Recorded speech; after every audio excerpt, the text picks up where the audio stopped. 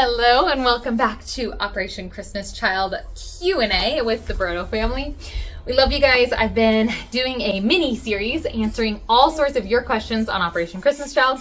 If your question hasn't been answered yet, comment down below. Make sure you subscribe because I'm going to be putting out more videos. That's my little one. Do you want to meet them? Come here. I'm going to be putting out more videos with answers to your questions and also information on our Operation Christmas Child adventure that is coming up. So stay subscribed so you don't miss those. Please remember as I answer these questions that these are my opinions, my thoughts. Take them with a grain of salt and just know that there's no one right way to pack a shoebox. I want these to be informational, educational, inspirational, but I am not the sole knowledge of all things OCC. So keep that in mind. All right, let's get into some of these questions and see how many we can get done during this roughly 10-minute video.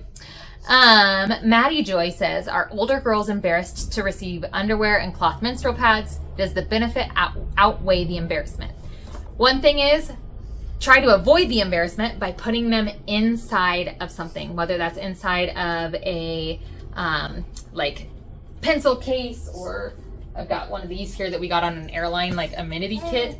Like put them inside some form of bag so that they then open that bag, they can instantly see what it is and they can close it up so that they don't see that embarrassment. It's not just sitting out there in the open. That can help.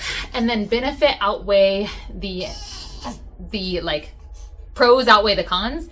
I would say pray about it, because if it goes to a rural area, yes, the benefit definitely outweighs. If it goes to the city area, they're just not as needed. But it's kind of a 50-50. I don't think it's wrong to send them by any means, but you just have to decide. You just want to share it with this video, don't you? You just have to decide what you feel led to send with each box. Hopefully that answers your question. Again, I don't think there's a right or wrong answer for that one. Someone else was also wondering this, and if they put it in a little cute bag, yes, it makes it a ton better. Put it in the cute bag. That was Amanda's kind of comment. What if we put it in a cute bag? Yes, do it. Do it, and that saves that embarrassment factor. They're going to notice what it is as they open it, and they're just going to leave it in the bag until they get home. This person was surprised that I mentioned that 10 to 14-year-old boys liked Lego sets and small vehicles. Good to know. Fun fact, we just gave our 13-year-old nephew some Legos for his birthday. And as he was playing with it, our 27-year-old nephew looked over at my husband and I and said, could I get some Legos too? Like for my next birthday or my next holiday, could you guys get me some Legos? I don't want to say that they're deprived of these childhood toys, but just know that all ages seem to love Legos. Yeah, my 27-year-old nephew wants some Legos, so we'll try to make that happen. But just know that yes, they do enjoy them, and that might be a fun fact for you to know. OCC question by Catherine. Okay, Catherine says, I know some packers spend a little more on their boxes than others, either by buying more quality or unique items or trying to fill every nook and cranny with small items. I really like that OCC accepts all types of boxes from our perspective, but I wonder, do the kids ever notice that maybe their neighbor's box has more or less than theirs, or has better items? Does this ever create problems of jealousy among the kids? Any advice on this? Do they notice? Yes, they do. Has it really ever caused a problem? No. We've never had kids complain or whine. We've actually had kids share things during the party, like take things out of their box and give them to somebody else. Might there still be some jealousy in their heart? Possibly, because we're human. Do they notice though? Yes. So I would say try your best to send the best box you can. I have a video out there. I'll try to link it at the end of this video about how much should I spend on a shoebox. And the gist of it is there isn't a price, but do try to make the box a blessing. Yes, kids notice. We've only had, I think, 2, I call them not great boxes in the past. And it was because they used a lot of recycled items. And so that box kind of stood out as being less nice. I don't want to be offensive, because every box is a blessing, and I want to make sure that that point hits home. But I will say, kids like to have something new in their box as well. So make sure that if you are doing handmade goods and handmade games like the tic-tac-toe that I've seen that are made, those are great. But also try to include something, at least a wow item, that's going to really hit home for that kid. But yes, the kids definitely notice, but I don't think I've ever really noticed jealousy or envy or anger based on what somebody got and somebody didn't. But yes, the boxes are all opened at the same time. So you don't necessarily need to compete to make a better box. Just pray about and try to make the box as big of a blessing as you can, but you don't need to spend an arm and a leg to do it. Kit Nicole asked, could you make a video about the school supply list that the children get? I will try to ask one of my nephews for their school supply list, or try to look online. I know I can find some online, and I'll try to put that in a video coming up. But in general, their school supply lists are very similar to the United States. So younger kids need markers and colored pencils and crayons and scissors and glue sticks, glue bottles as well, but you can't send those in OCC.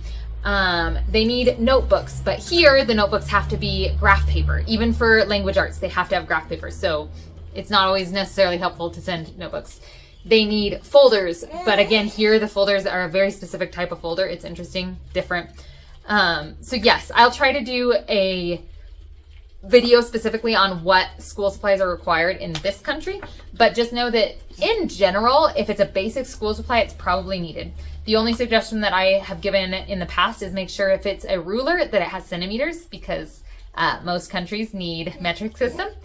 And scissors, try to size by the age group, so don't send the itty bitty ones to the oldest boys. And then wooden pencils, I usually recommend over mechanical pencils just because they can't find the lead to mechanical pencils in a lot of areas. And so once that lead is gone, the pencil isn't as useful, or isn't useful at all, actually. But I will try to make a video, Kit Nicole, on that. I just haven't gone out and looked for a school supply list, but I'll try to get that done. Thank you for doing these videos. One question I have is, do things ever arrive broken? I think we've only really ever found 1 or 2 things broken. Because you can't send glass, that prevents a lot of breaking. Most mirrors aren't allowed, only the ones that can like close in like compacts. So because there aren't a whole lot of breakable items that are sent, we haven't really noticed. At one point, I think it was a candle that slipped by that was in a glass jar, and that did break. But I haven't noticed really hardly any broken like toys and things that come. They are usually so well packed and like stuffed that the stuff doesn't wiggle around much. And so we don't typically see a lot of broken items. I worry about how to pack things so that they arrive in good condition. I remember your story of the melted soap. We've actually now had melted soap multiple times. Soap has shown up literally like melted in boxes and gotten all over things, and we've actually swapped out one box in the past. It was so bad that we swapped the box out. But we've never really had any issues with crayons. I'd say like Play-Doh, make sure that it's well sealed so that it doesn't dry out before it gets here. I'm trying to think if there's anything else that has like gotten gooey in boxes. We did have one box show up with like candy canes, which you're not allowed to send. Don't send candy. Those melted and got gooey all over the box. But the only real issue we've ever had is with soap. Soap has gotten very gooey. It might be the humidity and the heat combined. I'm sorry, I'm handing a bottle back to my kiddo that's sitting here. I'd say soap was really the only issue, but if you put it like in Ziploc baggies, it usually doesn't have a problem. Josie says, do the girls in the 10 to 14 age group like getting balls, sports type balls, or is it better to go with something else? The girls, at least in Latin America, are very similar to US girls. So the answer to that is it depends on the girl. But I would say that most of them would enjoy it. Even if they're not on a soccer team or a sports team, they're still going to have fun playing with it with their friends, like just hanging out at recess. So yes, I think they do enjoy sports equipment, like soccer balls, volleyballs, basketballs would be the 3 sports that I've seen girls play most. But again, pray about it, because there are some girls in the States and here and all over the world that don't enjoy sports. So you just have to pray and hope that God gets the sports related boxes to the girls that like sports and the non-sports related boxes to the girls that don't like sports. So I think that's just kind of, I can't give a generalization on a gender, but I'd say it's not bad to send them because lots of girls do enjoy sports. Also, I saw another video where they were sending older girls usable menstrual pads. Again, check out, I've got a whole commentary and another video on that one. Is that something that would be, should be sent, or is it better to send toy type gifts? Make sure you do include toys no matter what. You don't want a kid to miss out on toys. But check out one of my other videos. I'll try to link it up here that talk about those reusable menstrual pads. I'll do one more question on this video, but again, I've still got more questions. So there's going to be another video coming out on this. Make sure you subscribe so you don't miss that one. If your question hasn't been answered, hopefully it gets answered in the next one. And if you have another question that I haven't answered, ask it down below. All right. The last question I'll answer. Oh, this is more of a suggestion answering that question that she asked about the sports balls. So I'm going to read both of these responses because I think they could be helpful as well. Sarah responded to her saying, at least some of the 10 to 14-year-old girls would love getting a ball. Like I said, some yes, some no. I used to send to a sponsored child in Honduras, I'm guessing through something like Compassion International. And all the information I got indicated that she loved playing their football, which is soccer. She'd talk about it in her letters and be rooting for her favorite players, etc. Fed Words also responded. She said, hi, Sarah and Josie. I have also heard a story about a girl who was so happy to receive a soccer ball in her shoebox. This was because she wanted to play soccer, but the boys wouldn't let her. This year I sent a soccer ball to a girl 5 to 9 with a storybook about a girls' soccer team. I was thinking this girl 5 to 9 may be reassured that girls can play soccer too. So I love those answers as well. I will put out some more videos. I've still got more of your questions. We love you guys. We love sharing our thoughts and opinions, and hopefully this has been an inspiration for your shoebox packing. Love you guys, and we'll see you on the next video.